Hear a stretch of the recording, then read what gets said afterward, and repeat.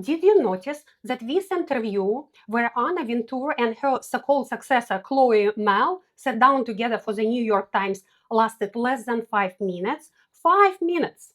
And in those 5 minutes, if you watch their bodies instead of listening to their words, you will see exactly how power is structured between them.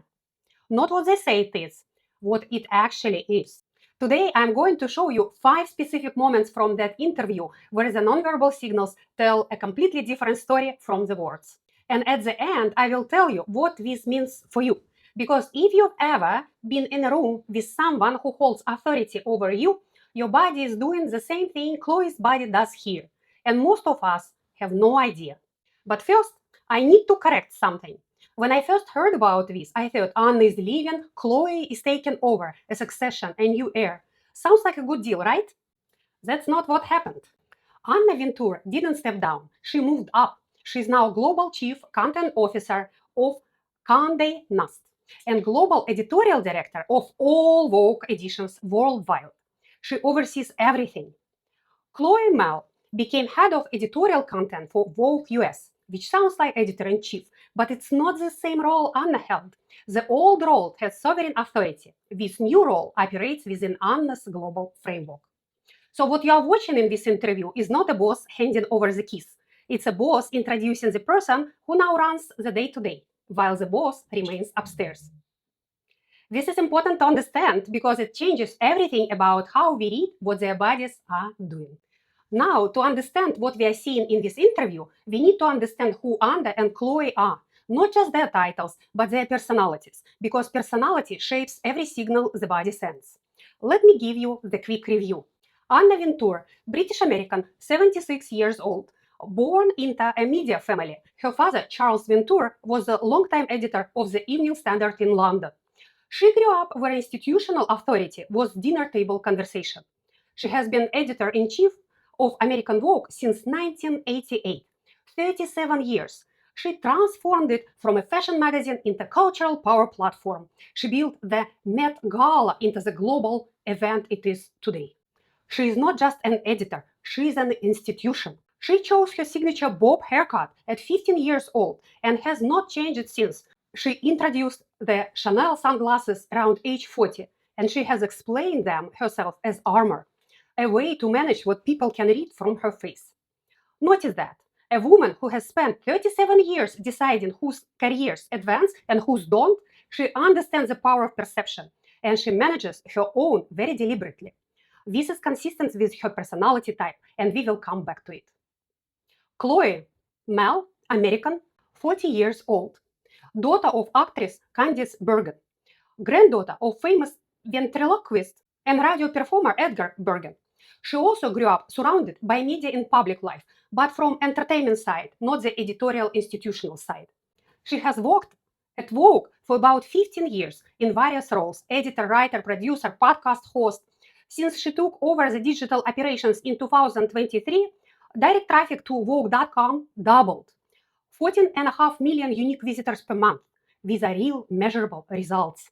And yet, the public reaction to her appointment has been largely negative. People call her boring, low charisma, not enough presence. She gets criticism despite delivering strong performance numbers.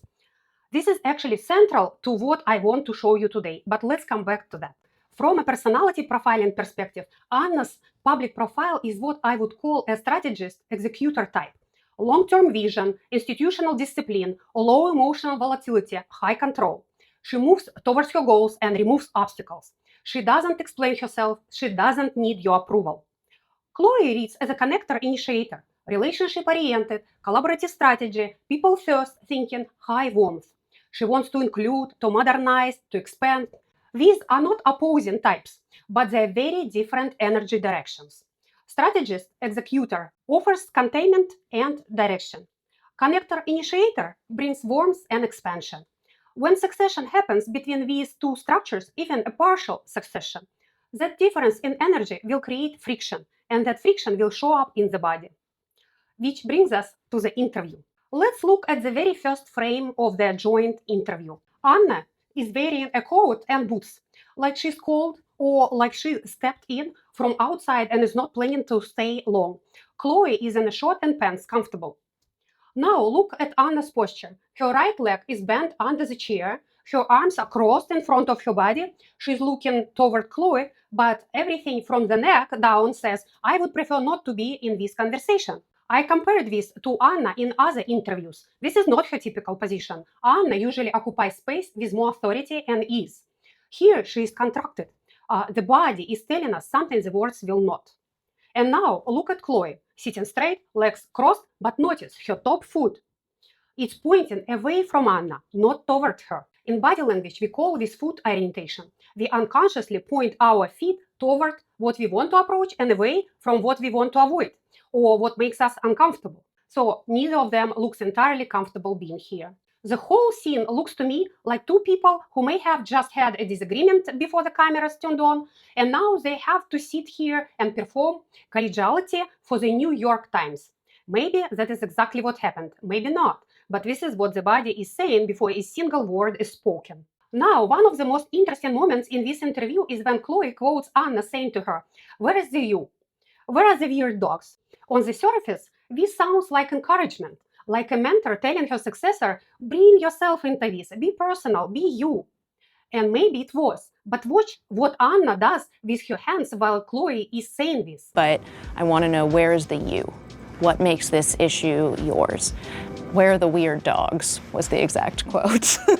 And the pressure of carrying on this enormous life. Her left arm is supporting her body, her right arm is still crossed in front of her, and her fingers on the left hand, notice them, they are moving, small controlled movements, processing something. Her head is down. This doesn't look like exciting or encouraging in this moment. And here is what I want you to understand about this moment. Where is the you? That is permission. But permission is also hierarchy. Only the person with authority can give permission. The words sound warm. The structure underneath them is, I decide what is acceptable here. I'm inviting you in, which means I could also not invite you in. Anna is not being cruel. She is just being Anna. But her body knows exactly what the power dynamic is, even when she is being generous with it. The next moment is short, easy to miss, but I want you to watch it carefully. Anna says, every great editor is going to have a strong personality. Any great editor is going to have a strong personality, and what they see, what they feel, what they think is going to be reflected across all of our platforms. The moment she says those words, watch Chloe. Chloe looks away, not casually, with what I would describe as concern or discomfort, or looking for support from someone else in the room. And the camera actually moves to focus on Anna, as if the camera operator or the editor wanted to smooth over what just happened on Chloe's face or what's coming after that we cannot see with you now. So why does strong personality land that way? Because it probably didn't start as a general statement. It's possible, and based on what their bodies are telling us, I think it's likely that this phrase has been used between them before. In a conversation, Chloe was not fully comfortable with it. Strong personality as encouragement sounds like, be yourself, be bold. Strong personality as pressure sounds like, you need to be more than you currently are. We cannot know which one it was, but Chloe's body tells us she has heard it before, and it has not always felt like a compliment. Now, this is the moment most people noticed, and the one I find most revealing about how power actually works in this relationship. Chloe is talking about what she would do with budget if she could allocate it differently.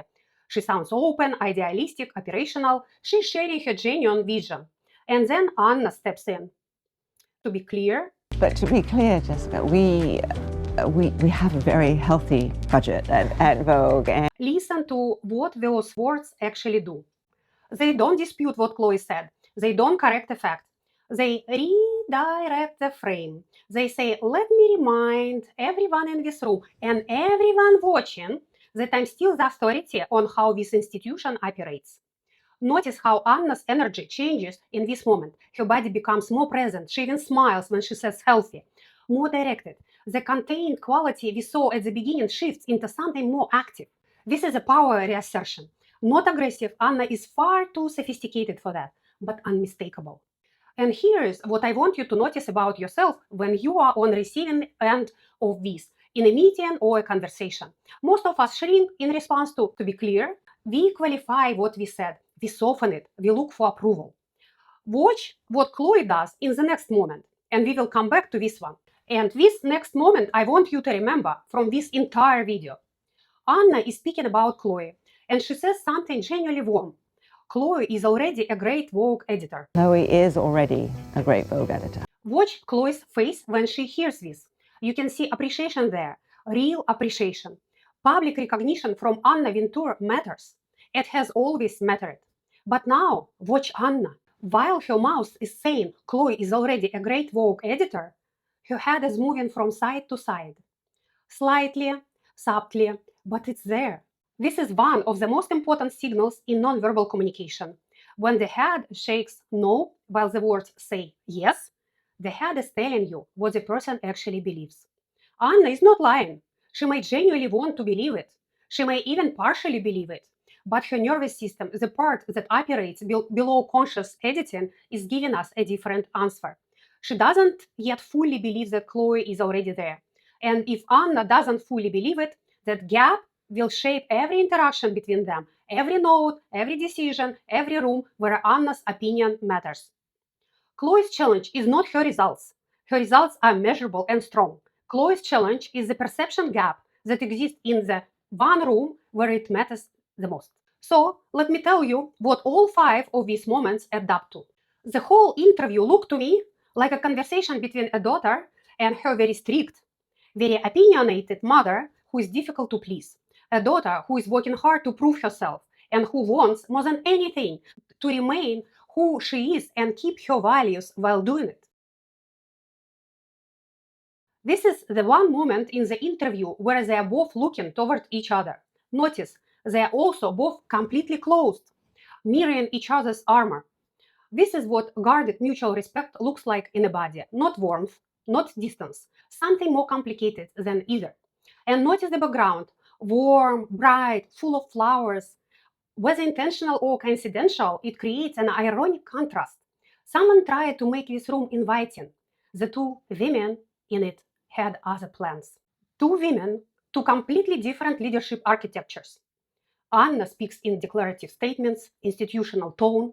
She doesn't explain herself, she certifies. Chloe speaks with context, with warmth, with openness. She humanizes. One defines leadership through distance and authority, the other defines it through relationship and availability. Neither of this is wrong. There are different ways female power can express itself. And here is what is interesting and a little bit unfair. Anna is criticized for too much dominance, too closed, too cold.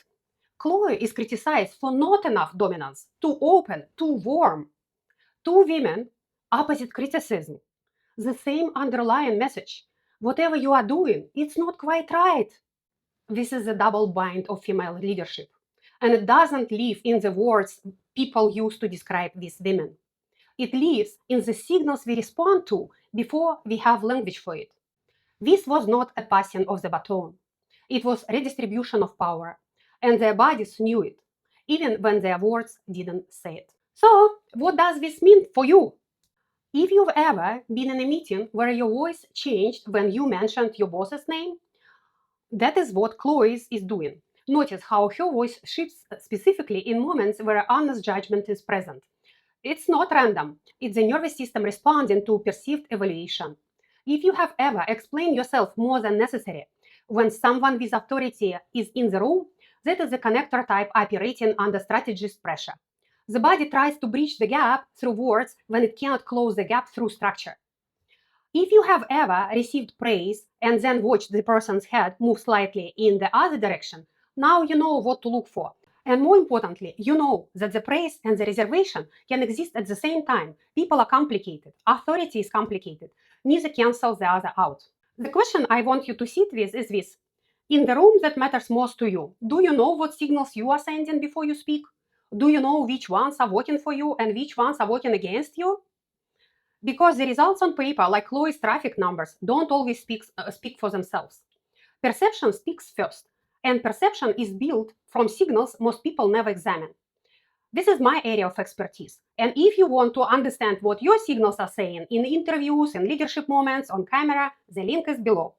Like this video. If the breakdown was useful to you, subscribe so you don't miss the next one. I do this regularly now, one breakdown per week.